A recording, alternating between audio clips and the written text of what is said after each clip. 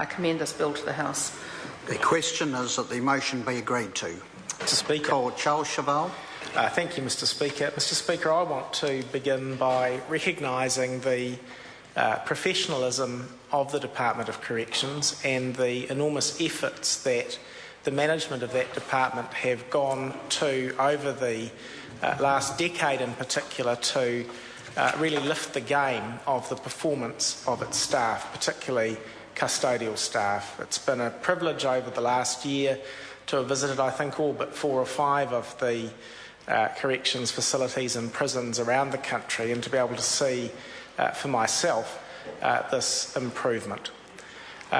So the history of the legislation of which this is the latest chapter is that when the Honourable Phil Goff was the Minister of Justice in the previous Labour-led government, there were abuses of prisoners by prison officers, and there was litigation on the subject of those abuses, and the court held that those abuses were systemic in nature.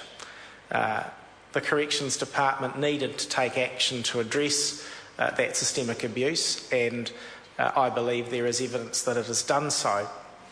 In the course of the litigation, the court eventually, when the matter was taken on appeal, restricted the levels of compensation that would be properly payable to inmates whose rights had been abused by the Department of Corrections.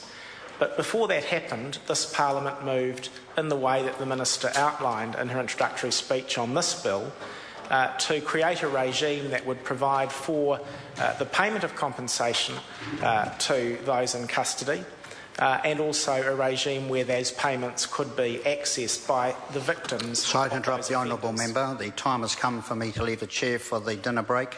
This debate is interrupted. I shall resume the chair at 7:30.